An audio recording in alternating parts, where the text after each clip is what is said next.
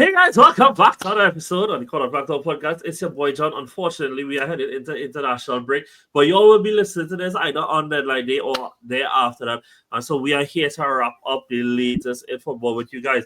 And so we don't really count preseason, we don't call the transfer predictions as like your first appearance on the pod. I like the community shield. You know, it kickstarts the new season, but it's not really the first part of the season. Don't be here. But for making his first appearance on the pod last week, we had Brandon making his first one, and now we have Daniel making his first one on the actual season. Pat was a good man, guy. Hello. Good as always. Glad to be back.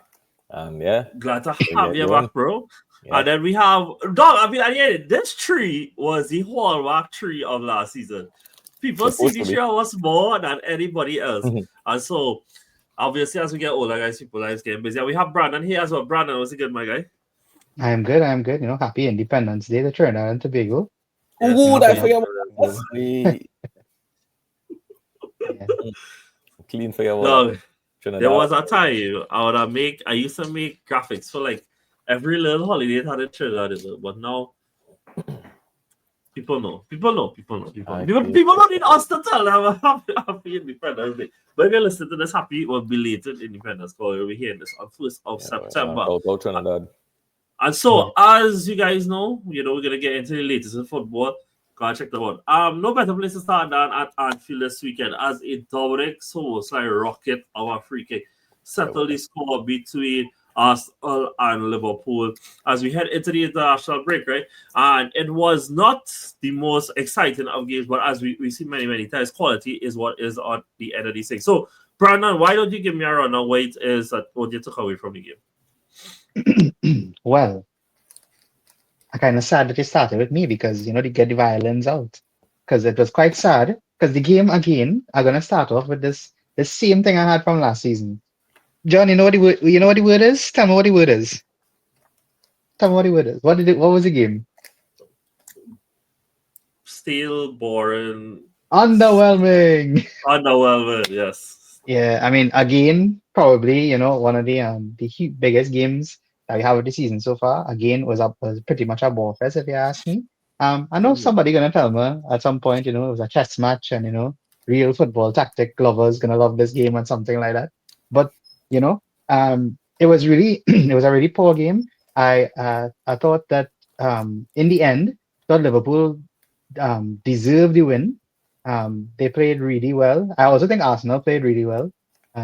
And if I'm being honest, I really want to hear what Daniel have to say about this because Daniel and I have not spoken since we realized that we've been aligning for the season.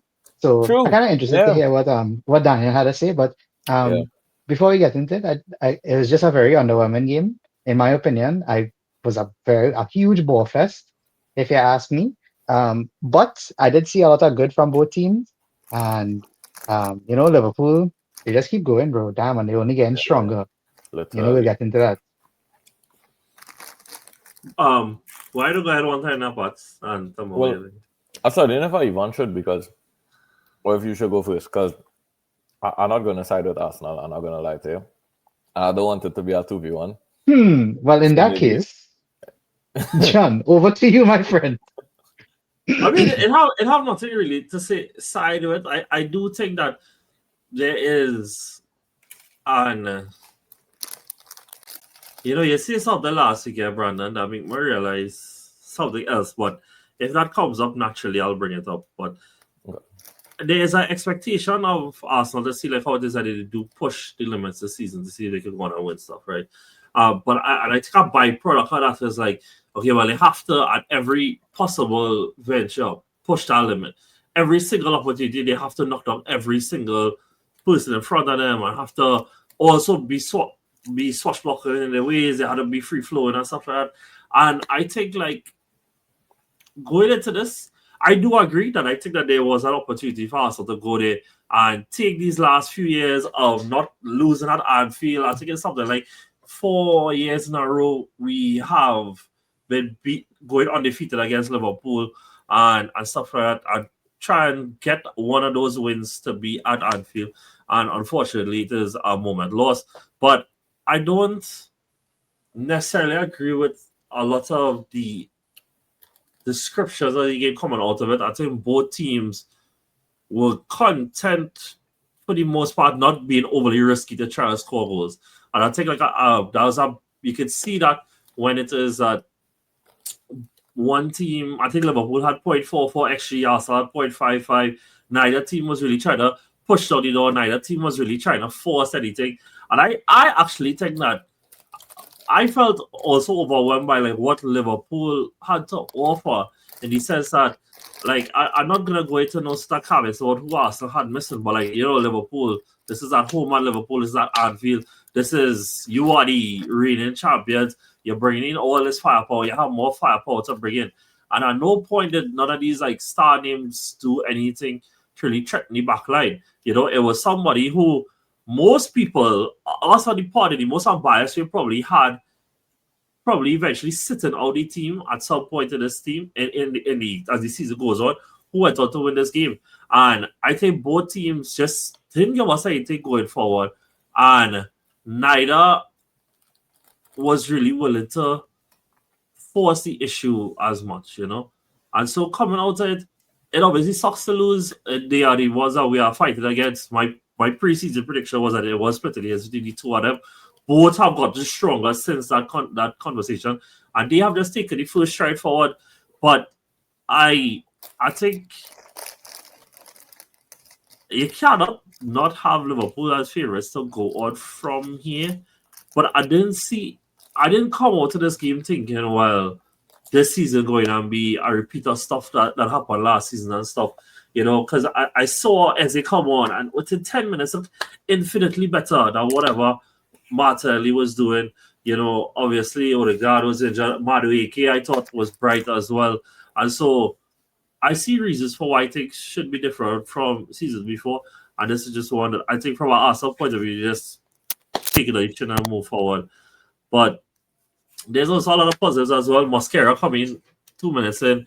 And Ekitike, who has been everybody's flavour of the month, absolutely saw no joy against him. And I mean, this guy this called like his first real Premier League game, played almost the whole game. Timber was really good. Calafiori was amazing. And this is somebody going up against one of the best right wingers of all time. So, yeah, positives. But some of the concerns remain from last season. But I don't think that this particular game is one I would use to extrapolate going forward. If it is that it does keep happening, well, then, all right. But I don't think that is the case. But yeah, that is my 10 cents, more than 2 cents. That's it. Patrick? Yeah. Nah, I hear you. Where to start? But I'm gonna start on a more neutral tone, because I'll agree with you, John. That it seemed like the game seemed kind of like a really big boxing match, where in the first couple of rounds, trying to feel it out. You know what I mean? And I think that's fair, because both of these managers would know very well that there's risks to be taken if we want to try to go forward and play free flowing early. There's always risks involved. We might score, but at the same time we're going against a very capable team, and this goes both ways. I'm speaking on Arteta's behalf and Slot's for what I think could have been at play here. You take a risk opening up because you are playing against a very capable team, right? And obviously, as you open up, there's spaces, and quite simply put, you can be punished by spaces in football. That's kind of how it goes. So first half, okay, fair enough. It was kind of boring, but fair enough. But then from the second half, now I thought that this was a good time for either team to start opening up a bit, because at the end of the day, I think it's way too early in the season to be playing for a draw here. You know what I mean? Especially for Liverpool, because they were at home. It's too early to be playing for a draw here. And I honestly think, I find that in the second half, Liverpool did try and open up a bit more. Arsenal defend very well, so that's something. But I do find that Liverpool tried and open up more in the second half. I I find sometimes that Arteta is just too safe. And I didn't really see much reason for all our safety today, because came out to the first half 0-0. Everything looked good. At some point, you need to try to win the game. I don't find that, even when they went 1-0 down, I didn't find they were like really trying to even bring one back at that point. It more seemed like, let's not go 2-0 down. But at that point, what does that even do? It's still lost. I'm not trying to. No, but then I just say what I want to ask then is like, you saying that you find he was too risk averse, right? And I know the things that I think I would have liked him to do differently, right? What you would have liked to see him done differently? I think that they could have spent less time in the first phase. First of all, they spent a long time building. I didn't quite understand. Well, I know why, because it gives you a solid platform to go forward. But it takes so long that there's no, you know what I mean? I would have liked him to see him spend less time there. I would have liked to see some of because in the first game of the season, he tried with Calafiori going, a bit more adventurous. I didn't see much of that today. I didn't see much counter pressing today either, especially from with the intensity that he had the first game of the week. Because first game of the week, we saw Calafiori and Timber really high getting involved in counter pressure. But obviously today, none of that. I get it. Salah exists. I understand that. But coming, as the game starts to build and it reached 60th minute, 70th minute, I was waiting. I was like, is he really not even going to try? Because that's been their trademark for this season, in my opinion. That's super aggressive press. What I mean? I didn't see it today. I don't think he tried. I just don't think he tried in the way that I would have wanted, and that obviously the subs that he made, you bring on Eze and Odegaard. That's I'm glad it went there, because I was gonna go, apart from tactical, I find Eze could have started. Everybody knows that Martinelli been having a poor season. So me and you talk about this, right? And you said that you think after 5 sessions he'd have been fine to start, right? And so. I think so as well, right? But I also understand that Martinelli as an individual, regardless of how good or bad that he has been, usually has had a very good run against Liverpool. And if it is that, you already are changing so much in the team that if it is that he wanted to keep somebody in it who has a good record against his team showing up, then okay, give him the nod. My issue was taking too long to change from him, because I know I don't know how much you are I know they're skeptics when it comes to certain metrics and stuff, right? Like that, right? But if you watch any of them, those momentum bars for the game. Arsenal came out of the first half really strong in terms of momentum. And I think what I would have done is, okay, you start off the first half reserve, that was fine. Like I said, it's a long game. But start the second half, to me, that was it. You saw what Eze at the start of the second half. And you started to take it to them. Because, you as a coach as well, person, you could always study what the other team could do to you, but you also need to study what you could do to the other team. And just like how the other team will study how it is that they can hurt you, they have to do that while taking account of what you could do to hurt them. And I think we took long to switch on, to bring on players who can't help damage the opposition, And by the time that we brought on Eze and we brought on Odegaard, I think, as you rightfully said, Liverpool started to have a better foothold of the game. So even when they came on, it was hard for them to really affect the procedures that was going on as well. No, I think it's clear, right? He went there for a draw. And in the grand scheme of things, it would have been helpful. I'm not gonna lie and say that playing for a draw is wrong from a my heart of hearts up. I don't think is that. I think he went there to not lose. Obviously, they lost, so mission failed, right? But I think it was it doesn't have to be a draw. If it was that again, that they nick something like a set piece on right? And they come away then great. And it doesn't have to be that they were so forcing and pushing for it. But I think it was that, to avoid losing. I mean, part of the reason why, I still have a very good record against the big six sides over the last couple of years that is not that much of a concern to me. Is that usually these are the games that he does get results out of, And so early into the season with big names and big personnel not being able to start or even be in the squad, I know how people feel about Kai and stuff varies. You all know my feelings about him, and him missing is a big miss as well. And the way that he could have changed things within the game is only so much, you see. And so while like I don't agree with how it is that he progressed from a coach's point of view throughout the game, I do understand some of the decisions. And if it is that it does come out of this as a nil, I don't think either manager would have been fussed about it because, like I said, we just watched Liverpool play Bournemouth. We saw Liverpool against Newcastle. We saw what they look like when they tried to force and score goals. You know, that wasn't what went out today. You know, that wasn't the football we saw today. They wasn't so trying to score. I think both teams were content that, look, both teams respect each other. Both teams understand that they are the two in the title race for 2 of each 3 or 4, whatever the semantics are, that we just don't want to lose the game. You know, but I need credit to Liverpool.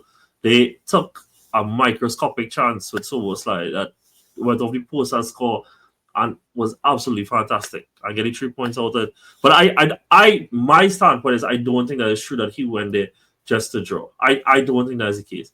I think that he went there to that knowing how Liverpool came back from drawing positions the first 2 weeks, how they have managed to keep coming back, how they managed to keep scoring, and try to avoid them scoring first before we saw what we could do going the other way, and try to play the game that if we could have changed it in the last 20 minutes when we bring on those players, then sure, it just didn't work out as a field game plan.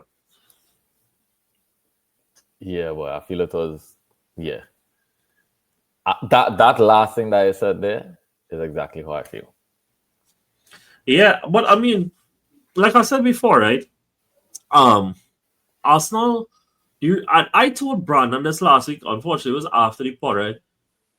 Arsenal Big Six record is what it is. But it has not been what has been stopping Arsenal from going on to win the league.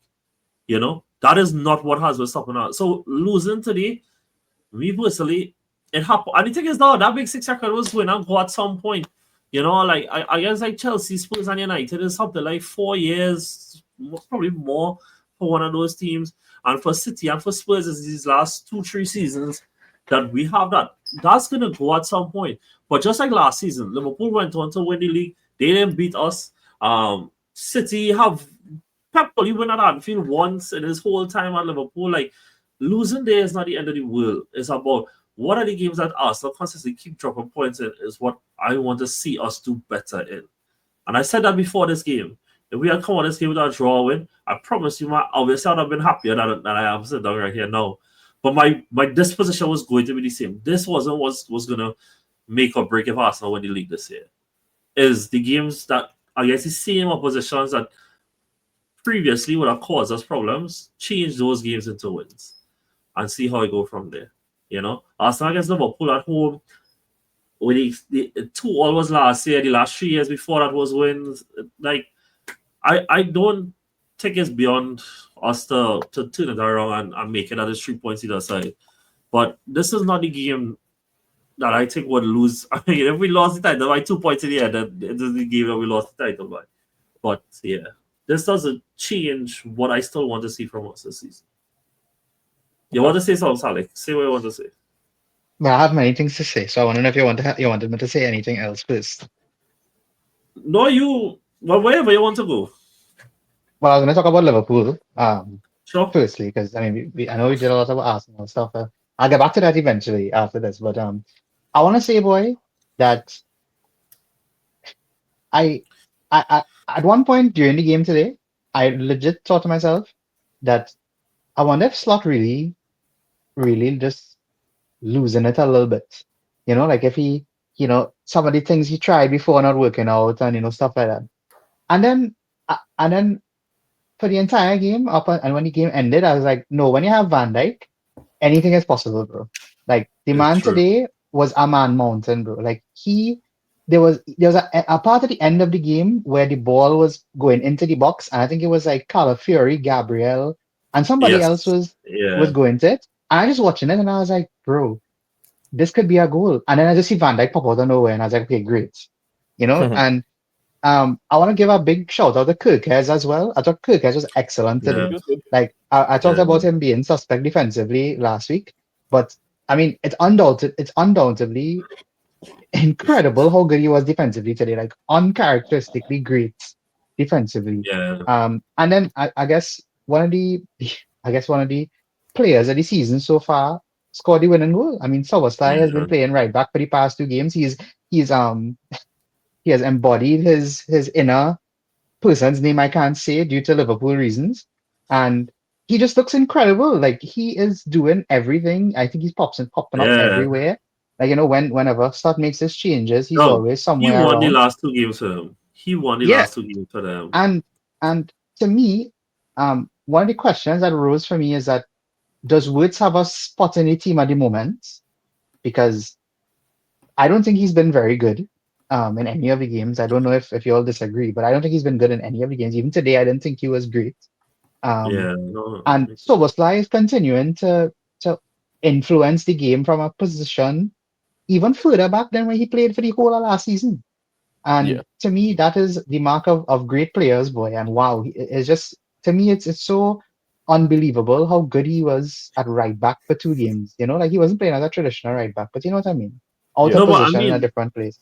one of the questions I did want to ask is that we were like I think a hallmark of what made Liverpool's team really good last year was yes Salah and yes Van Dijk was also because of the way that their midfield three complemented each other, Hmm. right? They all brought out the best in one another.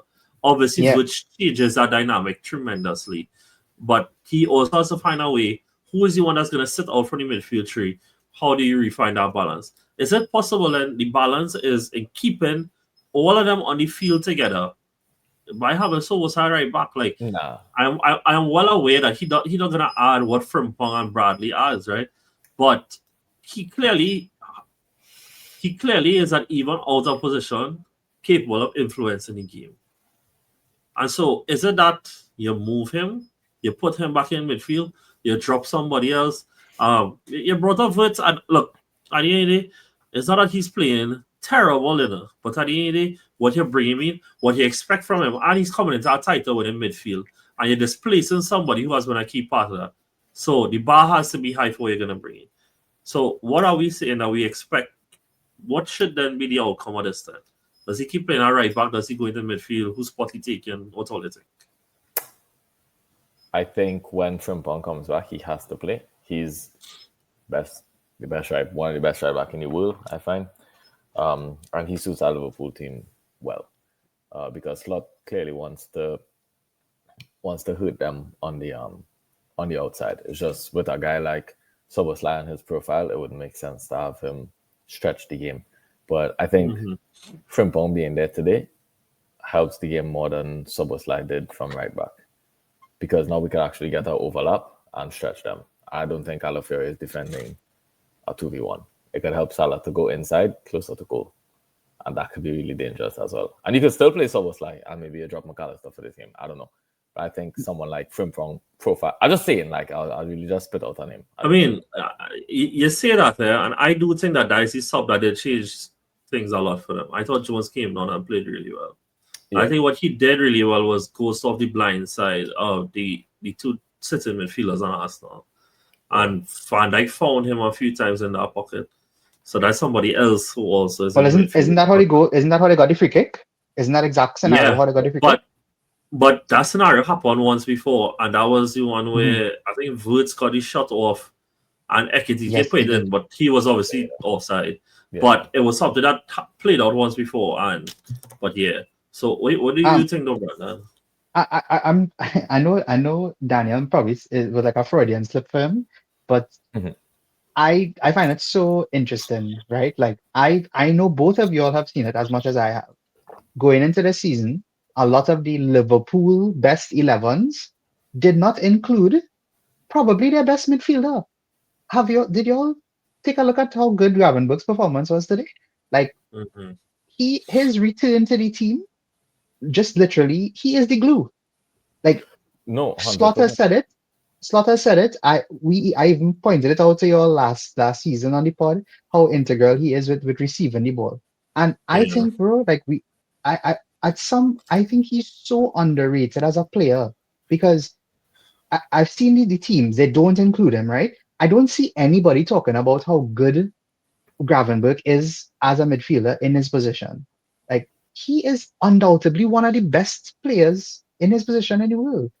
Like he Yeah. did everything that he had to do. His presence alone makes the team better. So I mean, what I'm really trying to get at here is that if Frimpong wants to come back, it's not Soboslai is not gonna come out of the team because Frimpong is back. Soboslai is being shifted to a different position. And then who is it that you take out? Because you can't take out Gravenberch because he is the integral part of the team. Do you take out McAllister? Do you Can take I out can I, Wood? can I give you a terrible answer? Go Is ahead. that I think something that Pep has showed us for years, bro, is that seasons happen in almost like 4 to 6 to 8 week periods. And like who might be the one that has to play now? It's 6 weeks. The reality is he might not be the one hot to be playing then.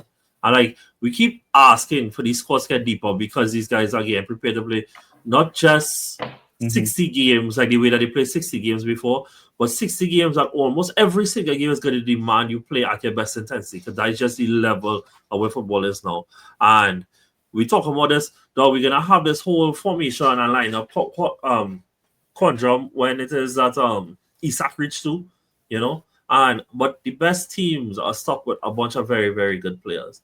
And for the immediate, he has to figure out how it is that he's gonna fit Soboslai into the team with Gravenberch. And I guess where I don't know if there's where you getting at, but I guess where I'm getting at for the short term in the midfield tree is between McAllister and Woods. If he wants to try Woods in a different role in a different play off the left or try a box midfield, something like that, maybe all that on the cards. But yeah, I think that those two is the two that are undroppable. And after that, for now. But like I say, in 2 months, we could be talking about something different. 2 months could have injuries and the midfield picking itself, you know. But that's kind of where I settling on right now. No, I mean what I really just trying to say is that there is no reason for Soboslai, Gravenberch to not be in the team. Yeah, in And any yeah, correct. they only have three positions to fill in that team, and there are four players. And Slot is lucky that he has the Mm-hmm. opportunity to fit four of them into the team at the same time right now, due Yeah, to to avoid the circumstances, conversation. to Yeah, avoid yeah. the conversation. But when Frimpong turns, we need to have the conversation. I guess we'll find out when that time does come. But that Yeah. is the conversation we're probably going to have. I think Huh? I just think Soboslai might drop, to be honest. Just because like he's playing really, really well right now. But like sometimes it's so hard to look past just quality, talent. Let me say talent. Sometimes it's so hard to look past talent that if I was picking, like, yes, I have this guy that's in form, but then I can't look past McAllister because McAllister has credit in the bank. And it's also just, in my opinion, just a better midfielder than Soboslai is. So I would want to go McAllister still, even though, yep, Soboslai might be in form. I might still go with the guy that I think, based on history, could help us more on the day. And then it's like a toss-up between Wirtz and Soboslai. And Well, then it you becomes, see, okay, but Wirtz is also super talented. He could also hurt teams on the day. And if he's not, then I'll bring Soboslai off the bench. Problem solved. That's how I look at it. no. I not disagree with that. No. And the truth is, I think who do you play on the return, my Brandon? You know, by chance? Oh, you can just tell me real quick. I could Who literally they play find out. when they who they playing when we Yeah, like Burnley yeah. or When something. it sounds easy. Yeah, it's probably Burnley itself or It's Wolves. Burnley actually. Hey. Now everybody's fine Burnley easy. Though. Some men did the last minute winners to beat them, right? Show some Yeah. respect. But I don't know, boy. It's hard, and I mean that's why again I don't want to cop out from it, but that's why these men pay the big bucks to make these kind of decisions. You know? But look, I'm somebody that I have been critical of Soboslai in the past of like from like the attack being somebody labeled as an attacking midfielder, and I don't think that he has always outputted enough. But I think that he's showing more than just output, and ironically, because of that, he is influencing games even more directly now. Like we said this at the point. Well, in the box too, because like I was telling Brandon this last week, right? Mm-hmm. This could be woke or whatever, dog.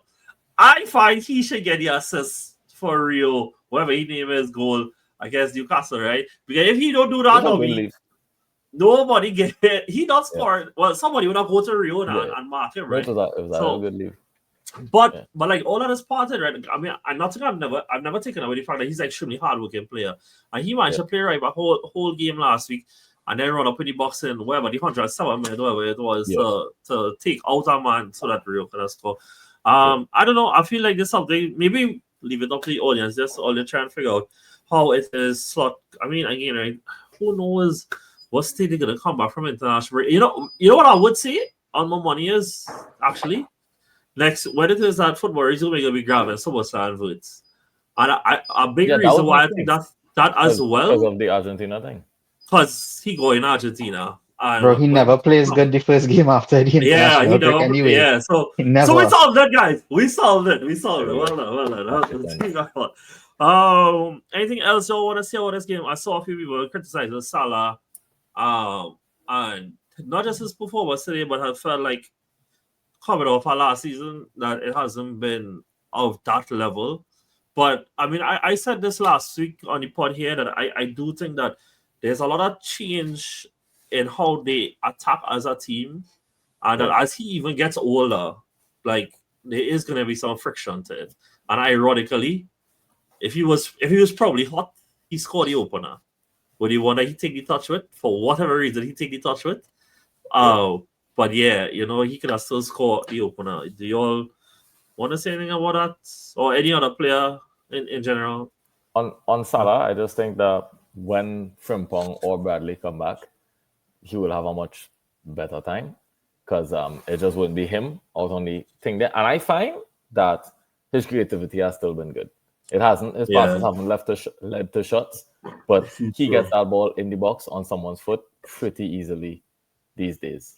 Something that he does that I really like, and I mean he doing this long time, but it's like that around the corner, first time pass boy on Tarona, and like like how the front men have some things packed out, like he have that down packed out. It's look like a blind pass, but like he's not exactly what he doing. Anything else y'all want to touch on? What was the second thing? What was the second thing you was talking about? You said there were two things we talk about. And I thought if it come up naturally, you talk about it. If it come up naturally, I'll save that for next pod. Oh no. Anything else y'all want to say? I mean, I already said that I think as it should have just come on significantly faster. I thought Gyökeres had a very hard time, and I know again people probably won't want to hear this, but it was up to me. I would start Kai in this game if he was fit. Where would you have started him, John? Where I would have started him? Yeah, who you would have started him? Yeah, if I would have done right. I started him over Gyökeres, bro. I see Kai harass Konate left, right, and center every single week, every time he played that man, dog. And like again, dog, I am fully aware that Kai is not the most clinical person ever, but this whole undefeated thing start when Kai started to play for Arsenal. Kai never lost a big 60 game playing for Arsenal.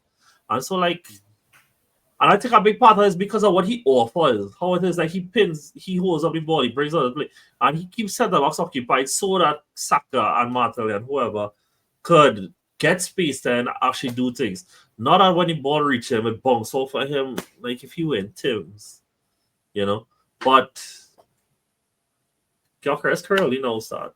And I even said last week that this wasn't this. Funny so are we correct? Arsenal, no stuff. And I told you this last week as well, right? Like this is not the game that we brought him in to score. This is not the game that I need to say make the difference. It's the Newcastle's and the whatever. You don't think you should be seeing a little bit more though? About what? You think you should be seeing a little bit more from him in the games though, even though you don't think this was the games he was brought in for? I mean, yes, but I think at the same time, I do think this was one of them games that because of how it is always lined up at the start that he was set up to fail a little bit. Because at the one time Marino passed the ball forward, we get two great chances off of playing Gyökeres into it. He tried that same corner pass at home with Salah, played it to the channel. He took Van Dijk out the picture by dragging him wide. Timber got shot off. That was blocked. Go on to Callum Fury, the two fullbacks. He get shot off, but we get two chances off of playing them in the channel. And while like I do think that Gyökeres is extremely rough around the edges. I do like how relentless he is, and I do like how constantly he goes into the channels. But we just don't keep feeding him enough. But Well, sorry. these, but what I was gonna say is just that one, the season is still short. Two, the team is still learning to play with somebody like him compared to Jesus and Kai and Marino and Nketiah over these last few years. As well as I saw how we did try to play more in the channels last week, but this game was a game that they went out to be more reserved than there was in other games. And so, not as frustrated as I could be off of this game, I would wait for a longer sample size to say that there's a concern then, you know. What is going to say the parts? I was going to say a question. Someone with his kind of profile, right? Why is he running into the channels? Like, he's pretty wide, you know, like almost winger type. Yeah, he just cut in from the left side, like real plenty, but like from the left line. Yeah. Real plenty. But even the cutters look clunky. I swear. Everything about him. Every touch is on you. Everything about him looks clunky, you know. He isn't a refined looking player, but he's a good goal scorer, right? Yeah, and again, him out now. It's probably gonna sound real crazy. Why we don't have the goal scorer? Just stay in the box. In the box. No, but I mean, what if we did that? He gets back into the box after is not. I don't think that question. But the thing is, so my thing in bringing somebody like him and anybody, right? Like we see these guys succeed in God, whatever league it is. So how it is that you recreate what made them do so good in those leagues while also maintaining what you are good at, right? Playing him into channels in those leagues is what in Portuguese league is how he got most of his goals. He's not necessarily a box poacher per se, you know. Now, ironically, I've already seen him do decent box movement already. So when we have more creators on the field, that might more come to the fore, right? But like his first goal for Arsenal was receiving it out wide and dribbling inside on score. But he dribbled against a cone though, and that's not going to work against men with sense. Konate and Van Dijk, right? Exactly. No, but not right. But it's not going to work against the Damden and the Botman. It's not going to work against the Gehi and Lacroix. That only works against the Ekdal and Esteve. Them is the only people, and maybe a Sunderland defender. Maybe a Sunderland defender might get. But that what he dropped his shoulder, they look ugly though. Like let's just be honest. That didn't look. No. I say that it looks clean, but I've seen ugly play be effective, you know. So Haaland, right? So. But he's not just Haaland. Okay. So if it is that in certain play that he had to stay in the box more, then eventually they would learn that, And he says that either it works or it doesn't. I do think that at the end of the day, Arsenal didn't go and spend. What does they spend on Wolf? Start 80 million on him. They go and spend 120 on Isak. They spend 80 on Ekitike. They spend nearly 100 on Sesko. Like the Gyökeres wasn't. No, I'm going to say Arsenal didn't go big on striker to say like, this man has to be the be-all and end-all for them. I've always said that I don't think striker is where Arsenal live and die by. Because I do think my disposition, doesn't have to be everybody on, is that Kai is more than good enough. And if after like 10 games and Kai come back and Gyökeres hasn't hit his feet yet, Kai will just get a shot again, you know? And now, overall, there's more quality in the team with Eze, obviously Saka, Odegaard finding some shame, hopefully, Madueke. I thought it was Brighton. I do expect to see things from him. That even if Kai might not be a 25-goal-a-season player, that he will bring goals and other players will score. That should make it enough, you know?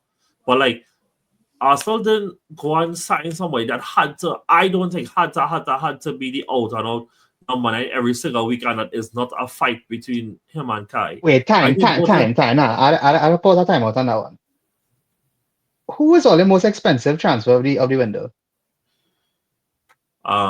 Eze. And who was the second most expensive transfer of the window? Zubimendi. And so Gyökeres is third. Yeah, correct. Right. And he still costs less than Kai. Right. So, but Kai wasn't bought to play striker. Yeah. Correct. So, and y'all didn't have an out and out striker.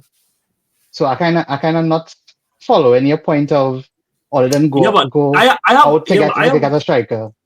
no. Obviously, we He went was out the to get most a striker, potent striker in the world in the whole of Europe last season.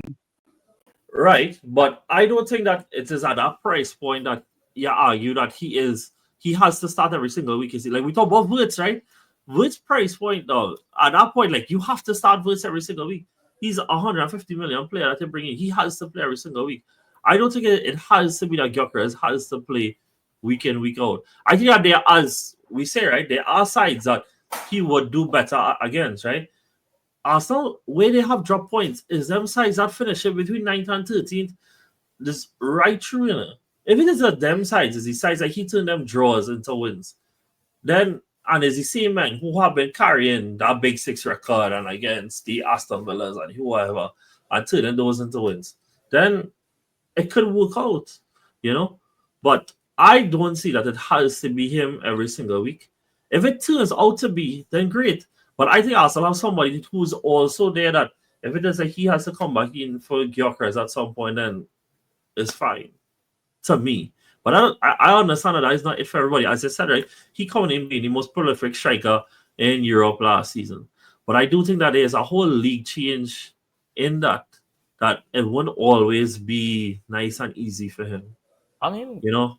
to say something for like about 10 seconds, I agree with you. At the end of the day, there's no rule that Gyökeres had to start every single game because he costs X amount of money. If Havertz is more suited to X game, he should definitely start. If it works, that makes the most sense. There's literally no rule that one player have to start whatever. But I would at least say on the flip side, though, if you're going to bring in someone, it needs to make sense. And what he's doing right now, I don't find that making no sense. Okay. That running into them channels, like them ones, I don't find that making any sense. Not for someone with his kind of profile. He's big, strong, he's a good finisher, he has good movement. Arsenal has players that could operate very effectively. Arsenal have other players that could operate in those channels. Ones. Yeah. Just leave him where his qualities matter. And I don't find that he was doing that in Sporting. In Sporting, he was getting in behind a lot, but directly to goal. Similar to Haaland at that place. Similar to Osimhen in Napoli. What I would say is through balls is not channel running. I want to see what the full picture looks like with having Eze and Saka either side of him and what that does for how he is used. And from Eze there, came on today and he was still getting in line with Eze a lot. I didn't really find so. Eze played at least 3 that I can remember, 3 vertical passes. But it had a few where it had this one where they call it out to play for Rice and the ball was still in. I don't know why they blew it. And he clipped the ball forward and it went into Eze.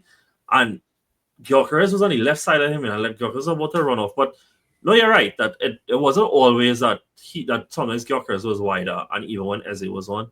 I don't have a problem if they're interchanging as long as it does work out. And this is not me copping out. Is that I think that we made 2 big buys then. A big stylistic change in Gyökeres and a big profile and quality upgrade in Eze.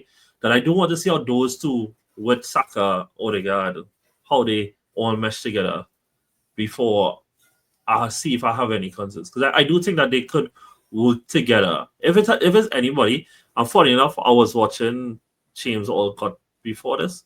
If it's anybody that I'm kind of worried to see if it is that he does continue inside his Odegaard, but we'll see as the season progresses if that happens.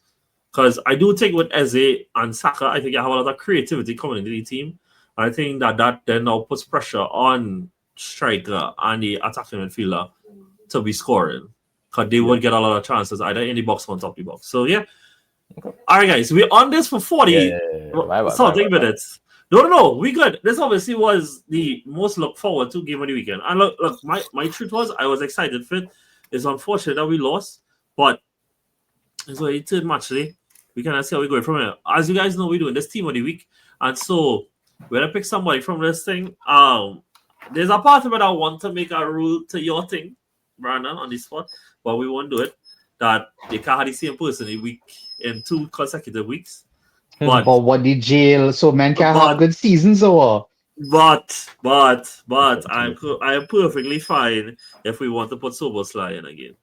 Yeah. if Saka had make this team twice, you would let's say that, you know.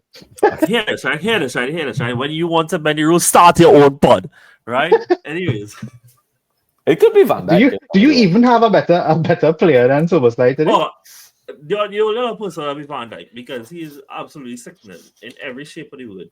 Like seriously, no, this man is impervious, you know? Oh my goodness. But yeah, Bro, so I literally pick in Soboslai. Soboslai because he's a right back. So it literally counts as a right back in the team. Yeah. Cool, nice. All right, guys, let me see if we can pick up the speed a wee bit. Thank God tomorrow is a holiday. But nothing really went well this game week, if you're being honest. True. Like for anybody. Right, so let me go to City one time then. Well, guys, I don't know about you all. I'll put up my hand. I captain Haaland this weekend. 34 minutes in. I thought this was going to be a great week for me because all you know how Haaland love Brighton. Haaland loves to score against Brighton. So I say, wood, nice. He off the mark. Brighton start the season poor. Take. Flip it in the second half of the game. And so I didn't watch this game. I probably should have caveat this that I actually did miss a decent amount of football this weekend on the account of being an adult. But Brandon, did you watch this game? And if you did, what did you take away from it? Ooh, I'm an adult. Ooh. I have things to do. Ooh. Bro, it is literally like that J. Cole song. It was a tale of two cities. It was the first half and it was the second half. You know, like they literally, oh God, put on your medal, bro. Try to be fit and the rest of us fat, you know? Yeah. Daniel, you don't count. You fit on. He's a whole coach. He's a whole coach. He's a whole coach. That's bullshit. I mean, that's But wait. Before we go on, this is such an unserious question, man. I'm gonna ask it anyway. Brandon, Daniel. So for those of you who don't know, Daniel has top score in his college league at one point while they went on to win the trophy, right? So he has played football a lot. He's also has played semi-pro as well, and he is now a coach, right? But if all you know, Daniel, in the most straight way possible, he's a lean, fit fella now, right? Oh, okay. You as a player, Daniel, would you have listened to a coach who's on the bigger side of life, or did you ever feel like, yeah, well, I feel like if you ever listen to you had to take your own words more seriously now and be fit and thing? No, that never mattered to me because I had heavier coaches. What does matter though is well, I think I know the question that you're asking, and the experience matters more, I would say. Okay. Like if it's someone that's been like, I don't know, US national team or something like that, and he's heavy now, that don't matter. That don't matter because the resume bad.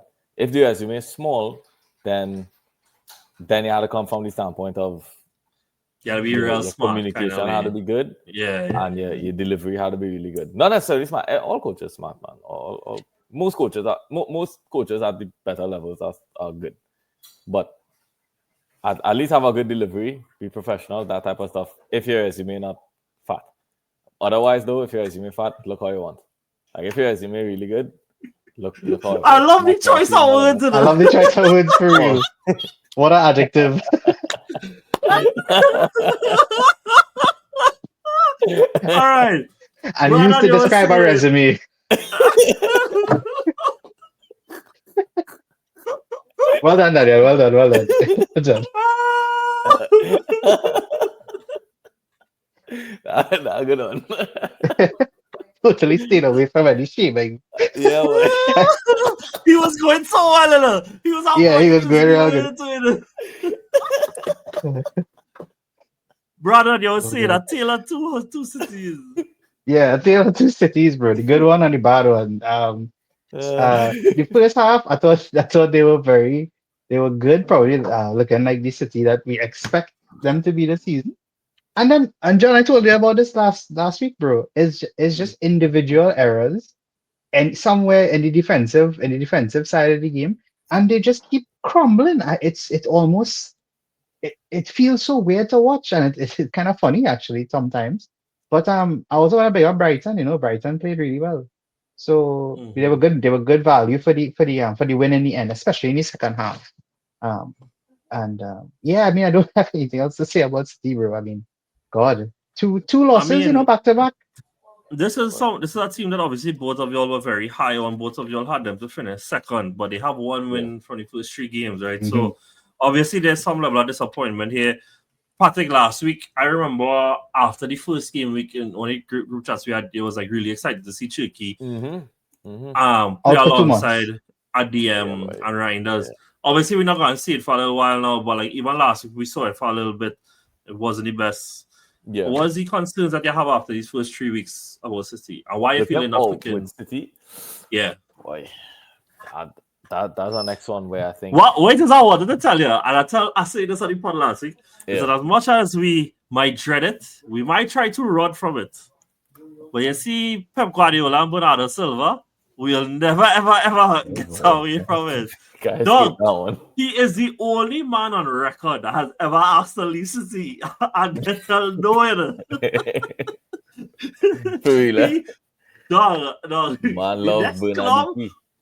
the only way that man going Benfica is if Pep started coach Benfica. What's a Yeah, myth? probably. Dude, nah, boy. But yeah, Pep go love that ahead. man more than KDB Bro, or hasn't Bernardo all been them. leaving for like the past 7 seasons? But he was supposed to go Barcelona, all kind of thing. I Yeah, yeah. remember even back then. And Pep just, he just blocking it. And Bernardo don't even play that great anymore. I mean, he's still class, but you know what I mean? What's wrong with City? What's wrong with City? I think that's another case of tactical staleness. Staleness, I don't know. I'm gonna use it. Yeah, I think tactically it's gone a bit stale. I think Loki at this point they could really benefit from this. All gonna sound weird, but they could really benefit from a new coach. It's just new I knew ideas. he was gonna say that. I knew it. Yeah, I knew it. and I'm a big Pep fan, by the way. But I do think they could benefit from a new coach. That is just this. This is life. As good as Pep is, it's been what 8 seasons or something like that, and it's gonna get stale at some point. And not even just stale from tactical side, but stale from, bro. It's just too many familiar faces inside of there now. The feeling of competition must have started to be depleted. It's familiar faces within the squad, within the staff, the management. It's just too much. And at the highest level, that doesn't work for more than 3-4 years, to be honest. I think it's time for like a big change, like a new manager to come in with new staff, with new players, new ideas, 100% new ideas. And I feel like that's the inevitable part for City come the end of this season. Even better if they win the league. It would be great for them to leave on a high. But I feel like that's where it has to go there now. City have an insane reputation of I would say, I don't know, tiki-taka machines. And everyone that plays against them now are forcing them into the consolidation phase. And they are not incisive anymore. So here's basically what I'm trying to say is that you'll remember there was a time that Barcelona literally just used to knock the ball, like on top of an opponent's box, they would knock the ball from left to center to right to center to left to center to right, and it will just keep going like that. At no point will they ever penetrate. And City are having that same problem right now. And that is just down to, I think, yeah. Outside of Turkey, who you think in the squad, and obviously he out now, right? You think possesses the ability to be penetrative? But it's not just one guy. I mean, you Oh. could have a game breaker. The only guy they have is Foden, by the way. It's the only Ryan there's to an extent, but not off the dribble. Maybe off of a really creative pass. Because he have like this kind of flick thing that he's do that's kind of nice. But apart from that, like here's the other side to that though, is that if you do a mid block or low block really well, like vintage Newcastle, for example, and good luck penetrating that because there's just so much pressure cover. You know what I mean? Maybe only Foden. If Foden could recapture what he had 2 years ago, they might be okay. Because he's someone that can dribble you. He's also someone that can shoot from distance. Score from distance, I should say. Let's not say shoot. Anybody could shoot from distance. He's someone that can score from distance. And that set alone helps to unpick low blocks. He's also someone that could win 1v1s from a central area. That helps a lot to unpick low blocks as well. Without him, I don't think there's anyone. Like Shirky is not even ready for that. I wasn't even going to call him in that. He has the potential to do it. But I think I got too excited after the first game week. I really like him. I'm a big fan of Shirky. So it was natural for me to get excited about him. But second week was, back to reality. And I know he had a bit of improvement, but somebody I would actually put in that is Oscar Bob. And I know, like, obviously, this season has started really well. From a central position, though.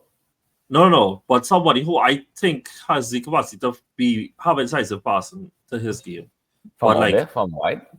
From wide coming in. Because, I mean, I think he did win the ball high against Wolves, but I mean, it's Wolves, right? That's not much. But I think, like, last season and preseason, I saw decisiveness in his play and kind of hoping that he does discover some of that. You was going to say something, though, Brandon, as Patrick was talking there. I don't think I remember. I think it was just I think. Where does he then think about the whole? He is suggesting that coaching change, right? And I see the argument for it. What do you think about it? Well, I mean, your hot take was that Pep walks at the end of the season. I think wasn't that one of your hot takes? Yeah, he and Nuno. Apparently, I don't want him in. I don't want ball managers in the job, bro. That is what it is. I don't want ball managers in the job. I don't know, boy. I feel like there's a lot of the season left to go. And if there's one thing I've learned about Pep over the past few seasons, we have to remember that they were on a 13-game with no wins last season. Was it something ridiculous like that? Yeah. I think that's the season. Yeah, that's a third of the season, by the way. Like if I don't know, that's a third of the season all the time. So I mean, I feel like I still don't know what the best 11 is, and now with Cherky out, it's going to be even more difficult for Pep to figure that out. I honestly wanted to also say that I don't know if you say making it more difficult. That just making it easier for him to put Bernardo Silva in the 11. Oh, well, 100%. 100%. Yeah. And I'm going to give him our next player. He could take out Mamouche because I really can't see where Mamouche is fitting into the team as currently built. When he first came, I thought there was a good plan for him. But now I don't know if I don't see the team being geared towards him at all. So that is also something I'm real struggling with, and I can only imagine how difficult it must be for Pep because he keep chopping and changing. He has all these players. I don't know what the ideal system is for all these players or what different systems there are. So he don't have a lot of time. That's the other thing. Like the other teams can create a lot of separation between City and themselves if he doesn't find it out soon. Yep. Do you all expect anything from them on deadline day? I think Donnarumma might actually come in by deadline day, but I do find it's a weird move from Pep. I saw it not gonna happen because they say that the wages that Donnarumma wants not making sense. Well, because they say he wants some fat wages in PSG. And no, I think so. Apparently, Donnarumma wanted to become like one of the top 10 paid players in the world, and they didn't want to give him that at PSG, but it always have like Al Hilal, Al Ali. Well, that's why I was studying it. It probably had a Saudi. Al Ittihad, yeah, man. The one Mahrez playing, the one with Kante and them men. Them does do good, Them does do good. Them does do quite good. So, all right, cool. Anybody from Brighton? All they want to highlight? I was honestly very yeah. I saw how the highlights look good. Is Matoma the player we want to put into the team? Who is squad again? It was not. I want to say Gruda, yeah. I mean, Gruda took that chance really, really well. Fun fact for you guys, man. Wrong team. Bring that start later down. Sorry, my bad. I was about a team that faced City, not about City. But yeah, is Gruda or Matoma who all they want to put? I mean, obviously, could be a City player. I am confident. I'm confident with Matoma. If all they go with it, because I don't think any of the defenders deserve a place in this team from this team. I thought all the left wingers coming up, right? Like if it have a sure left winger, then I'm like. Well, I have one based on a game from today. So, I mean, if you want to put somebody else. But you know who I find this man had a good game too, but he didn't score, but he almost did. The other guy, on the right wing. Mente. Yeah, I find Mente. Mente had a good game. But he didn't score, he didn't assist. He just and he Oh, got they tell injured. me, you know. I open to Let's hearing. let me give it to Mente. I did find Mente was good too. Alright, Honestly, bet. And that Alright, could set cool. us up for a better left winger. We had it. I have one in mind. I have one in mind. I promise. All right. Well, why don't we go to that game one time then? Because Okay. that, Can you all guess the game? Because I'll give you a hint. Their manager could have been sacked if they lost this game. Okay. United. was Graham Oh, Potter. good try. No, it's Graham Potter. It's Graham Potter. Now, bro, do y'all know, right? What happened in this game, right? They scored in the following minutes, the 84th, 88th, and 91st minutes to win the game 3-0. And it was all sparked by two players, in my opinion, and that is Somerville, who I would like to put into the team. I like it. I hope we could agree on that. And Bowen, Yeah. amazing performance from him today. Yeah, Bowen played really good today. Captain's performance from him too. Flipping. And Somerville just changed the game for me, buddy, man. He assisted Bowen. I think he won the No, but penalty. I was so confused as to why he wasn't starting already, you know, because like he's the only like really pacey attacker that they have. Mm-hmm. So I think he should be playing right through. No, Wait, who would start on that side? well, the front there's no- three was Paqueta, Fulkrug, and Bowen. That was But the today front they like, went with three. our front four. But today they went with that four. Who started And actually one Bissaka get dropped, which was kind of surprising. Oh, it was Mateus Fernandes. The Portuguese fella they signed. That didn't even profile-wise, I didn't even find that make sense. Yeah. Wait, I thought he was I thought he was Argentine, you know. Yeah, No, he is Portuguese. Unfortunately, I am well aware that he's a 74 rated silver that was in Southampton last season. Boy, I get packed down on real plenty last Too season. much. All right, cool, nice. Moving it along. Oh, no, sorry. Well, in this game, he was on the edge of being sacked and they went 3-0. I know he's obviously a riveting fan of Graham Potter of Salik. Do you think the boys gave everything today, you know? The boys gave everything today.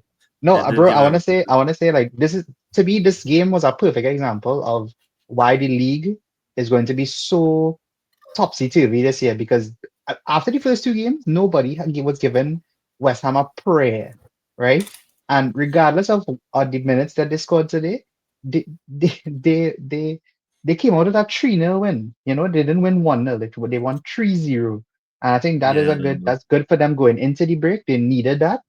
And hopefully they could be able to kick on from there, because they weren't looking good in the first game, but great against Forest. Cool, nice. I content moving on. Forest was absolutely terrible, and yes, I don't know, boy. Forest real confused me at the start of the season. You know, that is my 2 cents on them, because I thought their window was underwhelming. They started to have a good window. They win the first game 3-1 against Brentford. Looked like they was going to pick up where they left off, and then subsequently lost and have drawn. Well, drawn first and then lost. So, I ain't really too sure. And obviously, we don't want to get into it, but like that was our field issues when Nuno has been threatening to walk and thing. So, yeah, I don't know what's going on with it. But Forest have a nice team, though. I think they can still put it together this season. They made nice signings. So since we did the prediction pod, they make a whole bunch of signings. I mean, like they'll bring in players like Douglas Luiz, and we was recommending them for United. Yeah, boy. You know, for a club like Forest, I didn't. He was on the bench. He didn't. He not on the bench, right? Okay. But that's a whole next side that they have to unlock there. With the system that they playing, though, Pogba. I debating if he adds to the team, boy. I really am. I don't think he adds to it. I think it's just depth, and they need quality and depth because they're in Europe now. I think that will really help them. Because I find Sangari playing good, dog. Gary, that's a signing, bro. That's a really signing. And they can't go. Yeah, they can. They can. Johnny, I thought that was gonna be flop last season. My goodness. Yeah, no, and I had a point here where like Loki, I wouldn't be surprised if this man get called for World Cup next year, though, because he actually turned out to be decent quality, though. That might be real hot. 14 million. He is English. Yeah. Okay, Carl, was just sure if he was like Northern Ireland or one of them other ones now. But... all right, guys, let me. If Gallagher could get called up for a World Cup, It's true. It's true. I concur. I concur, Council. I concur. We have a Mark Gahey scoring on his farewell for Palace as they beat Aston Villa 3-0, and Aston Villa being the only side remaining in the league to be winless. No, John, where you had them finish it again? Please say a prayer for John, because John had them 5th. But you know what, guys? I just want to say, John, you can lie. No, I had them 4th. No, I had them 4th. I had them 4th. Above Chelsea. Geez, sorry. Yes, I had them above Chelsea. But guys, I just want to say, this could be the Christian and we're talking. There's always a positive to look out on this, guys. For those of us who might not be the biggest fan Christian in your name, bro. Your middle name is Christian. For those of us who might not be the biggest fans of Unai Emery, this is a horror and a start to this season. However, I mean, I don't know what to say about Villa. This is another week where they look like they don't know who they're playing with. And all the players, this is a space jam. I'm telling you, somewhere there's a ball that all of them touched at the same time subsequently and took all their abilities in it. And I don't know who holding it now. I don't know who have the abilities. But like, I'm not joking. These men generally play like they have never played together before. Yeah. How we reach here? I don't know. I really don't know. I thought it was like to Paqueta by Fabrizio. And then Paqueta subsequently scores. I went and do a celebration like this. Where he was like, forward, fling forward, kiss badge. So I don't know if something actually going on there. But I mean, Villa's the next team that had a shambles or whatever. But not to take away from Palace, who qualified for the Conference League via the playoff. And they have had 2 draws, get a first win for the season. And unbeaten. I mean, one of three unbeaten teams. One of 3 unbeaten teams. I wonder which one is the one we haven't spoken about as yet. But I want to know, guys, who all they want to pull from this one.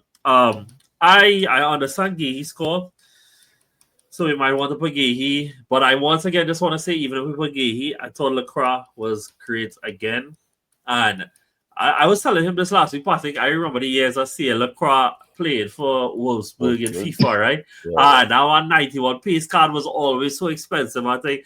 And I always thought, like, no, them men coming prayer might never do good. But I actually think he's been a really, really, really, really good. He's been good. Yeah, he's been good. Been very good. Very good. So y'all want to put Gahey, you want to put Henderson. Henderson had a great game too. So we had to find a keeper from somewhere. So if y'all want to put Henderson as well as an option, is either if I want to put him as a keeper, I don't mind. But I would pick Gahey if I'm being honest as well. I feel Gahey to stand out. The man literally Benetton better than bro. The goal was insane too. Yeah, but that was too clean, way. Cool. Gahey fit then. All right, going to yesterday very quickly. A horrendous little draw where everybody did completely nothing. Yeah. Well, this is it's true. It's true. I could give the keeper it if you want. Yeah. Dog, to tell you how bad it was earlier on foot, Mom. I never seen that. But Pope get money match against Leeds. Pope. That easy then? That we keeper. Easy. Easy. No. But we have no attackers to talk about, right? So yeah, definitely doesn't. In the midday games, Grealish, guys. Oh, bro, he had to make it into the team. I just saying. Good. Well. So here what we doing? Is either him or KDH? But bro, let me tell you, that man having an insane Saturday season. Oh my goodness. Yeah. So here what, right? Here what, right? Because I'm more sure that Grealish will pop up in this later on when we do more team of the weeks. I thought playing the KDH because he did score an assist, but I do want to talk about Grealish though. So we go with KDH with Dewsbury Hall being okay, fine. Yeah. Okay, cool. Nice. But when he performs in the next game, we will put him in, eh? Yeah. Game first. Yes, we do Everton first. But guys, I mean, look, like I did say at the start that I do expect good things from them, and I mean this attack looks really, really nice. You have Beto, who has had a new. I know this was his first goal for the season, but he's had a new lease of life since Moyes has come in. Obviously, they brought in Barry to compete with him as well. But Ndai, Dewsbury Hall, Grealish, like Villa, Everton has a really, really nice team there. You know, I mean, and that's all got stats, right? Yeah. Each yes, one of them. They all did. Grealish 2 assists, Shrewsbury hold a goal and assist, and Die with a goal and Beto with a goal as well. That was nice. That was cool. Yeah, no, it was really, really nice. Cool. I just want to say with Grealish, like, I have nothing against Everton and nothing really against the player, but like I feel it does look really nice to see him. He looks like he's enjoying his football. Like I know like that's the most easy cliche to say, yeah, but like it does feel like he looks liberated. He looks freed. Nice. That kind of freedom Jadon Sancho looking for, but he does look freed, And I guess somebody did say that there's some players that probably just not meant to play for big teams where there's always pressure, but like play for a side where he can just do what you want essentially. And a club like Everton, he can just pick up the ball, drift, and do what you want. Yeah. Yeah. You want to say something, Brandon? No, not really. Cool. Bournemouth beat Tottenham. And I just want to say, brother, I know you hate Bournemouth, they're everything, But considering how the season has started for them, considering how they get stripped to pieces to their backline in the transfer window, bro, they have 1-2, lost the first game, but came back from even 2-0 against the champions. So, I mean, it has been a good start to the season for Bournemouth. And they won away to Frank, which brings me to the stat that I wanted to bring up earlier, is that Tottenham has failed to win the subsequent game after beating Manchester City for the 9th time in a row. That's crazy. That's kind of stupid. That's actually ridiculous. That is ridiculous. But Evan Nielsen did win, did score. So Sean, you can hold that. And the person that I did actually want to point out to me that I thought was really standout in the game was both Senesi and I thought Tyler Adams had a really, really good game as well. Senesi was mint, bro. Mint. So if it's cool at all, I'd put Senesi in the team. We have a centre back spot, sir, right? Yes, we have one more. Yeah. No, this is the last one. Yeah, so Gehi and Senesi already too. Yeah, that I cool with that. I cool with that. Yeah, I think it had to be. I mean, the man gases and all of. Yeah, but is there? I don't know if you all saw the stats coming out of this game, and again, I know we cannot try to hurry it through, but dog, they got dominated by Bournemouth. Like Spurs got had one shot on goal. Yeah. One shot on goal. Yeah, go ahead. No, go ahead. I'll say that. Oh, I was just gonna say, Bournemouth 3 big chances created, took none of them. Had 20 shots, had 1.6 xG. Like big chances, took none. Yeah, like they didn't even score the big chances. Like that's how they just make it just because. And Tottenham on the other hand had 0.19 xG. So it was, and I mean, like obviously they was coming in a very good place after beating City and new manager, however. But like, yo, this was being brought back down to it. Good thing they bought Javi Simmons.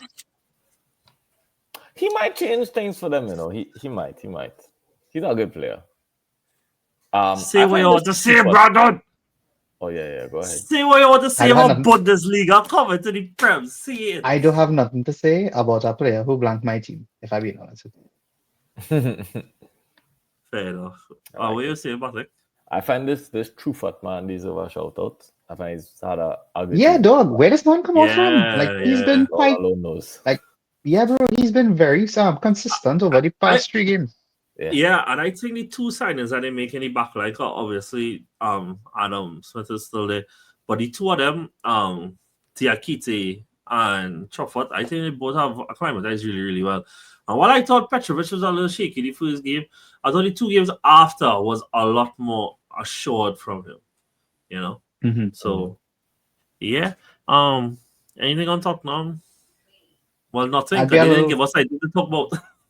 Yeah, I'd be a little worried about their creative side a little bit. I think there's a lot of burden on Javi Simmons coming in to help alleviate that creative burden. I was not going to say that. I'm glad you mentioned that, because if they think that he's going to solve all the problems, I don't know if that's going to be, not going to be good for him. But on the flip side, when he does enter the team looks really good. Like on paper, the team is very good. And it should be firing on all cylinders at some point. And when they do, it might be very good, because he's one of the most highly rated young players in the world. So, I mean, Tottenham getting a quality player, as most people will tell it. So And hopefully, it looked like they want to use him in his best position, right? Like right behind the striker, tight spaces, that type of thing. Because that's kind of where Sad is be, and Sad is not good in that position. no, he's not. Yeah. He's really not. Yeah. He's really not. All right, guys. Let me move it along now. My second side came back from losing this weekend to win in the 90 plus 6 minute, and no shock who assisted the winner. You know your boy have a potential to make it into the team. Yeah, he could. Wait, we couldn't. I don't write it down. I don't question that. My God, it's John already. Daniel, John wrote this down even before we started talking about this game. No. Every week, John has put Xhaka down and just erase it slightly, just in case you can write it back. That's why we write it in pencil. In pencil. Oh yeah, but hey, the captain's performance by him too. I had on the Burnley United game at the same time. Nice. Credit to them, bro. They have 2 wins after the first 3. They lost to Burnley last week, which was tragic. But in general, bro, they just can't beat championship sides, bro. They just can't beat championship sides. That's wrong. But I do think in general, I have been impressed by the general level that the championship teams have shown. We already have 4 wins out of 9 from them so far this season, and they have not. I think Leeds is the only Leeds is the only one who went goalless in 2 games so far. The rest of them have scored in 2 games each so far, which says a lot of what they're offering. So I do think we'll actually have a good relegation scrap this year. It wouldn't look straightforward in November who going now. Next one. I feel like this got to be the game. Actually, we'll just leave United for last. Chelsea went 2-0. Okay. So, you get where we won this weekend, You know what to tell me that, bro? That was... I now know what it's like to feel like a City fan. boy. Unlucky to Rodrigo when he stepped on a man's foot. But Chelsea did the professional thing by taking advantage of a little good fortune. I went on to win 2-0. I also did write down who I think going to come out of this game, but I'm still going to let all this say who it is first. Who I think I write down? I feel like you write down Fernandez, but I did. I feel like it's. I was gonna say Pedro, especially if you think ahead to the men that the options that left and like the positions that still open. I might have gone João Pedro in this one. Yeah, I am. I was gonna say that I think it would be João Pedro because I believe he won the penalty as well as scoring.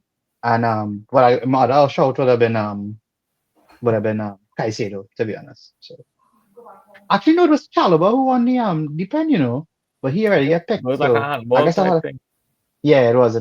Yeah, but Pedro did have he's the one who gave it to him. So Pedro. So the remaining game, we can need one more defender. We'll need Alex forward from We the are left back. United. No, but game. if we go center midfield now, we will need a left back and a striker. Yeah, we will need a left back there. So go João Pedro then. But if you go João Pedro, then we could go on midfielder. I mean, he did play good enough. And I think that we are seeing... He did play good. Bro, I really don't know. So if all I want to put Caicedo, I know Caicedo was a good shout too because Caicedo was monstrous in the game, to be honest. Like he got yellow card and he played better after that.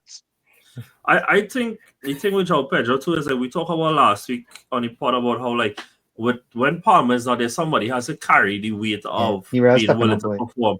And I think him and Enzo have really bro. I don't know if it's I tell Brandon this. I know there's a theory I created in my mind, but I think Enzo just go up on next level when Palmer not in the team, and I don't think it has anything to do with anything tactics with it.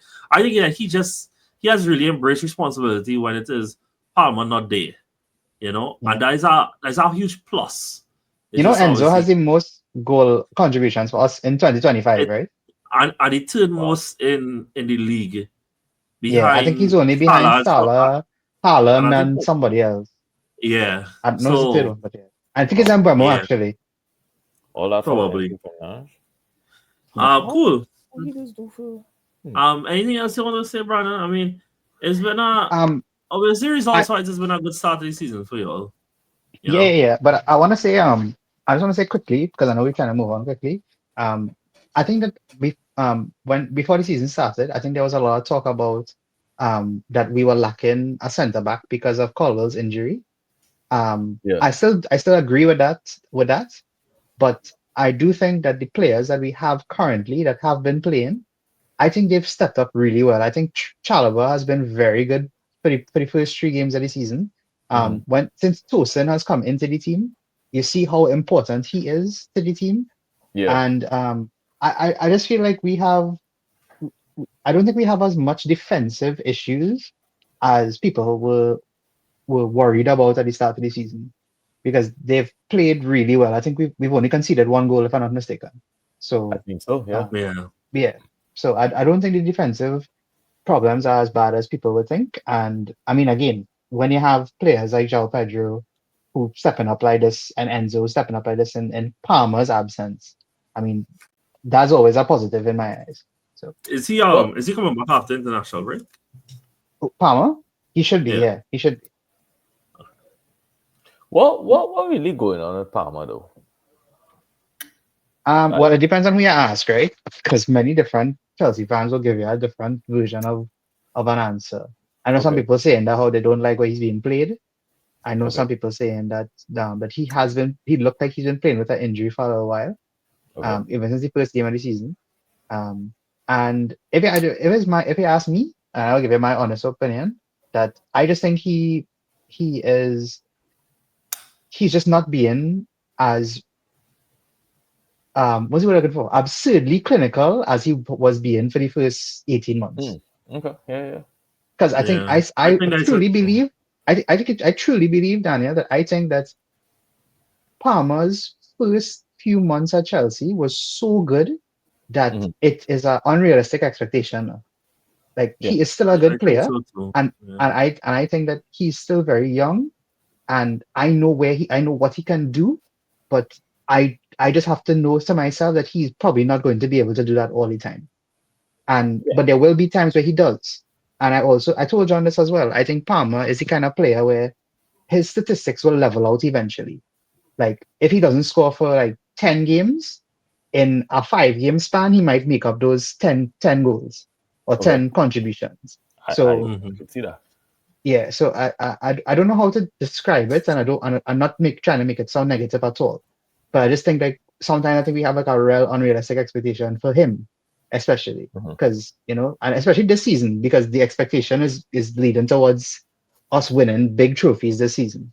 So it's only when he comes back and we see how he is playing that we'll know. Because I mean he missed the first 2 games and we've arguably looked really good. Probably even better than when he played with us in the first game. See, I was wondering if people might say that he's low on confidence. No, I don't think so. I don't think he's that type of person. But I was wondering if like his career going to pan out more like a Drogba type, where in the big games Influence with no influence with until it's a really big game, and then he will end up on the scoreboard type of thing. Yeah. Because to see he's playing bad, I don't find he's playing bad. No, Like, and I gotta say that because I've there are many games where he's played recently, even at the end of last season, where he was missing sitters. He was just missing in front of the goal sometimes. So it really probably is just something like that. He's rise to the occasion, but I mean I would like him to take all the games as important as the others. Because the club World Cup final, he was fantastic. Insane. The cup final, the Conference League final, he was insane. Yeah. So it really has me wondering. And maybe we'll see what happens when they play Liverpool. Maybe he scores a hat-trick. And then don't score the next 10 games. I mean, I don't think we'll end up talking about it as much as I probably would have wanted to, but it's generally fine. We could give it a whole pod because we do have pods lined up for you guys during the international break. But like Champions League gonna be a thing, and this is the first time he's gonna play Champions League as a starter. Obviously he made appearances in Champions League for City, but this is the first time he's gonna be in it week in week out. And like Chelsea have some really nice fixtures, including hosting Barcelona as one of them. So we'll see how he looks in those games as well. That'd be a All good right, game, cool. to be honest. Great. Last game was the relegation 6-pointer between Manchester United and Burnley. Yes. First half, And I thought United it really actually, felt like a relegation 6 point, to be honest. yeah. Early. First half, I thought Third game of the United season, by the way. Yeah. look semi-decent. And then second half, Burnley recognized it now. We can actually play them. Yeah. And it turned out to be a cage game. I just want to say Anthony, who pulled on Ahmad, he is an idiot. Oh yeah, Only boy. respect. Oh my god. That was so, like, aside from being a United hater or whatever, that was so unnecessary. There was no benefited whatsoever. He was always gonna get pulled up. It's a VAR era. I don't know why I thought you thought you'd get rid of that in Old Trafford. Yeah. Come on, do it. Not when Fernandez done pay them off. Yeah, exactly. And he was dog. But dog, I first seat in the house to be a United hater. But even with that caveat, everyone to see how Bruno and Dallo was getting on in the game at the end. And it really Yeah, made me so I wonder, saw the clip. like, Yeah, I saw the clip. like that to me more shows like how badly they crave just 3 points in general, Yeah. like just a win in general, because like they don't know what it feel like. I mean, like, it is a statistic that under Ruben Amorim they have not had back-to-back wins yet in the league, so like they were so desperate to get over the line, and like they were celebrating it like if they had just beat City or something. Like it's not the best of looks, but I'm not sure who you all want to put forward here. Actually, this might not just work out. I did thought the left back from Burnley did have a pretty good game, and I wouldn't have mind playing Bruno, but it's up to you all who you all want to put in these last two positions. Bruno makes sense. It had to be Bruno, bro. It honestly had to be. Yeah, I Because- generally thought overall he had a really good game, and Yeah. like even defensively he was a lot more on it this week as well. Yeah. Shout out Brighton Mbeumo, he gets first goal. Yeah. Unfortunately, If we didn't have that a right goal, if we didn't have a right winger, I would have put him if I'm being honest with you. I thought he was excellent. and that goal just puts him one short of United's top scorers for the season. Hell yeah. Own goal? Yeah. Oh. And unfortunately, Cunha came up with a hamstring injury. So, Yeah, boy. Yeah. I don't know what was going to come of that. But yeah, Bruno in. And I thought it's Hartman, I think is his name is. Yeah. I thought he had a pretty solid game. But we not big up one of those days. So it probably wasn't that good. But I mean, I told you all this already. I okay with if we just put any defender there and we just kind of shoe on it in. But it's up to you. A little about Dallo, Ivan. I mean, he played left back, right? He did. He got an assist? He did get assist. So what do you think, Sterling? Yeah, I guess. I mean, I really like to put Bruno, but I guess. No. Well, we can put both in it. We can put. Nah, how you missing a player after this game? Because it's supposed to be 11. Yeah, but we have 2 from West Ham, so it's supposed to be. We took 2 from West Ham. Yeah, we took Somerville and Bowen. Oh, we did. We did. Yeah, wasn't that? Let me count that as a game of the weekend. Oh, I rub out Bowen. I'm putting Somerville in it. I didn't even. Oh no, I said that that was a game of the weekend in my opinion. Okay, so cool. We took 2 from there. Well, here what? Well, my João Pedro thing made no sense. I thought we needed that striker. Okay, no. Here what we're gonna do. We're gonna do 4-4 to it. We're gonna put Bowen on top. Okay. With João Pedro. 4-4-2. Yeah. Right. Oh, Pedro could be number 10. We put in. But then we had KDH there. We had to have somebody from the Everton game. Now, put him 8. Put him number 8. Put him 8. Okay. Well, we've done it before. And so it's Jules Hall and Chaka. That bad dog, 2 bruises. Okay, right. We still need a left back, so we go with Dallo then. Right. Me bomb Buklat. Put Bruno left back. I'm not doing that. It had to be him out, right? The only other person I could think of is the Diouf fella from West Ham, because he did get an assist as well. He did. But he could go left. Diouf does. We could take out Bowen because Somerville was the key man. If you're being real, right. And we could potentially put Mbeumo up top. Yeah. All right. Or we could put Bruno in and we just play João Pedro up top alone. Okay. That's the So we're also. back to where we was beginning. Okay. So Bruno back in midfield. And at least that way, everybody really in the position they play this weekend. Yeah, we're trying to keep it in a little Cool. I can real. live with that. And you've All right, played guys. good. No, Yeah, and Diouf he did keep a good. clean sheet as well. So I Diouf actually find Diouf is looking good in it. It just Diouf must stop still play. looking terrible. Well, in general, not this weekend. Yeah. So, has guys, there been our a team. Diouf that was bad in the Prem? Like being for you? Diouf, Like no. El Hadj Diouf was pretty good. Mame Berham Diouf was pretty good. Yeah. That's the only Diouf I could think about, though. That's what Diouf I could think about. All right, guys. So the team of the week is Pope in goal. So Bosley right back, Gehi and Senesi centre backs. Diouf at left back, Bruno, Xhaka, and Kieran Drewsby Hall as a midfield three. Then you have Minte, Somerville, and João Pedro, which you can check out on our Instagram page because I did make a story for it. It's all going to be there, so you can go and look throughout the entirety of the season who made it. But guys, United get a win. It looks like United are signing debut. That's how it's pronounced. Yeah, Emi Oh, Martinez. Inigo, not Inigo. What the hell are you saying? Emi Martinez. Amigo. Yeah, I mean anything better I than didn't even want to Onana hear that name right now. No. and Bayender, whatever it is. But John, did you see that if Martinez goes, then Villa will most likely get Diogo Costa. Yeah, that's cool. That's crazy. That'd Yeah, be great for them. That make any sense though. Why man he just to go for Diogo Costa? Nothing All right. United does make sense, bro. So You United should go biggest for problem Unai is Simon, in my opinion. so United biggest problem is midfield, and they might sign a single midfielder. They sign somebody for everywhere else, but they sign a midfielder. So well done. What we going into the last transfer now? Who? Mino. Yeah, boy. I saw he was like the Napoli. It'd be so funny, yeah. You have a whole Manchester reunion in there with McTominay. Yeah, Napoli's the new Inter.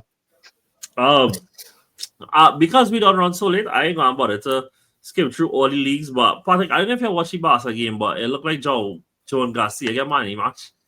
For them, boy. Apparently from what I read, is that Inigo Martinez is being sorely missed at this moment in time. No, he is. Because they're playing Jackass there, boy. They're playing Arao. I don't know how to describe. I never ever see a fan base since Chelsea. What year season I was by 17, 18. I can't remember. You're correct, myself. Like, be so desperate for Christians to come in. Was it 17, 18, boy? Whatever, he come up from yeah, I know exactly what you mean. Wow. Surely they're gonna buy somebody tomorrow. Anybody. Would you be okay if they sell Fulham and buy something back? Forget the money. Forget the money. Like, I don't know how much you'll actually sell Fulham for. If they sell Fulham and sell something back. I mean, I guess.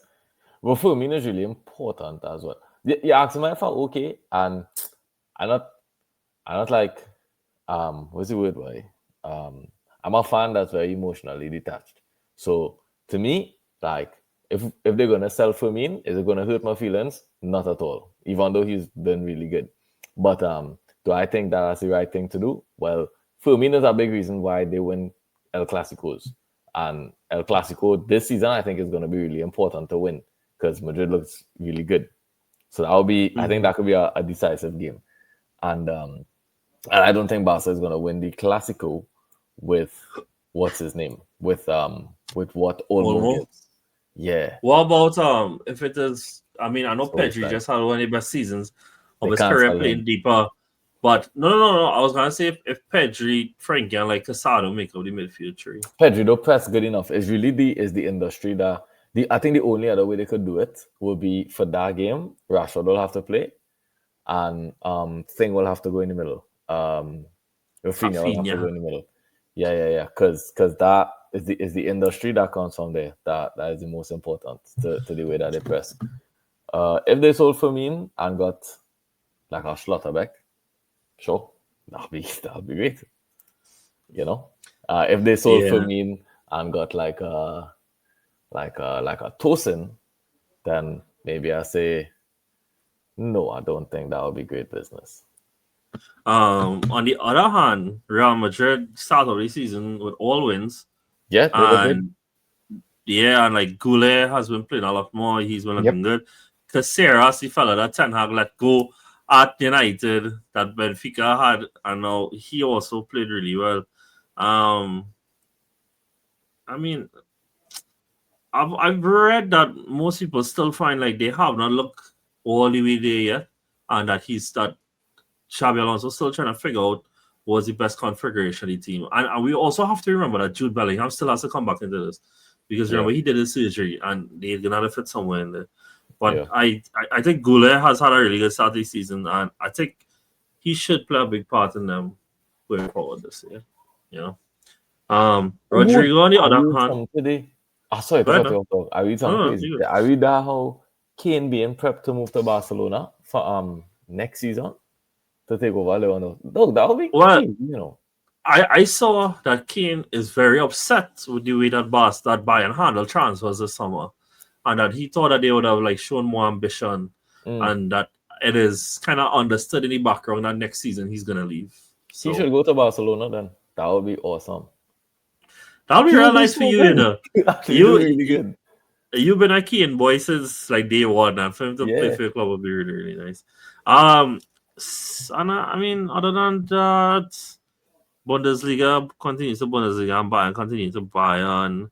The Serie A is 2 games in, and I'm not gonna go through all this, but I just want to say Cremonese have 2 wins and 2.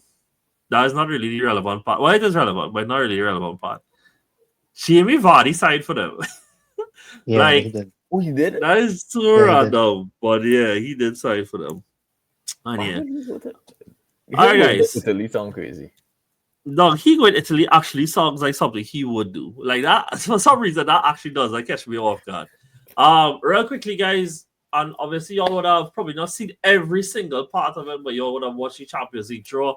I think Newcastle get shafted. I think PSG also have a difficult run. I'm not sure if y'all just have like general comments to make. I thought that Spurs, Arsenal, City all had what looked like doable draws. I thought Barca have a nice one as well. A hard draw, boy. I find. But Barca have kind of hard. I find Barca. Yeah, Barca draw hard. The part about our Barca draw that I find hard is that both English fixtures is both away. So I'm really intrigued to see how that plays out. Yeah. And obviously they have to play PSG as well. So all that is, big things. Bayern, I watching Bayern here. Bayern is Chelsea. Oh, this is the first time I see Paphos in somebody else's fixtures. So they're not AI generated. Paphos, Club Brugge, PSG. Oh wow. Yeah, Bayern on a little there too. Okay, cool. Yeah. I mean, obviously easy-ish from what I remember. I think it's Frankfurt or one of them have one of the worst runs, I can't remember who it is. So Frankfurt is Galatasaray, Atletico Madrid, Liverpool, Napoli, Atlanta, Barca, Tottenham. Let me just be real fast second, right? All I think they could get 9 points out of that. Well, they play Quarabag away. They play in Galatasaray at home on the first day. No. That's hard, no dog. That's a real hard draw, Yeah, that is hard. Hard. Inter have Ajax, Slavia Prague. Inter have a hard draw too. Yeah. I don't know, Well, Inter first 4 look real good, but Inter haven't started the season well.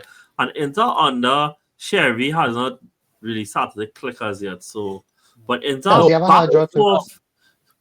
back 4 fixtures hard. But Inter first 4 is Ajax away, home to Slavia Prague, then Union Saint Gillois, then the Cairo Almaty side they hosting.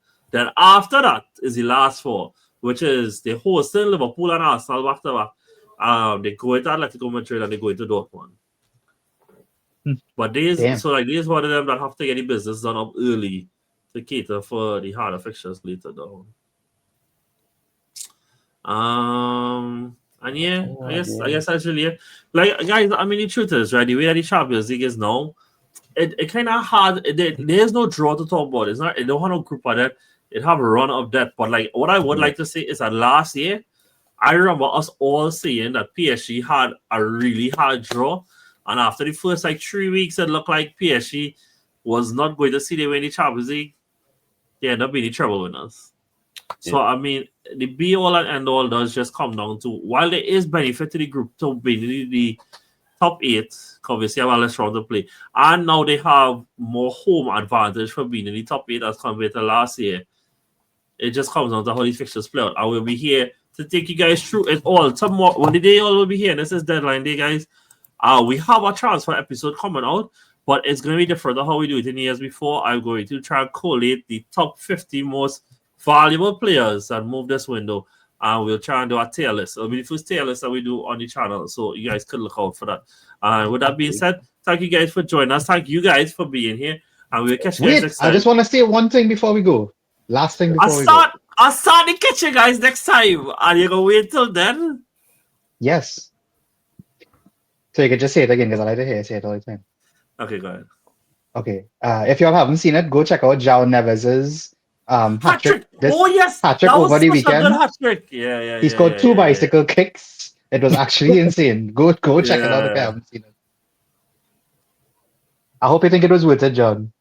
No, that definitely was worth it. Continue to score fantastic hat trick. Catch you guys next time. See you soon. Take it easy. Later.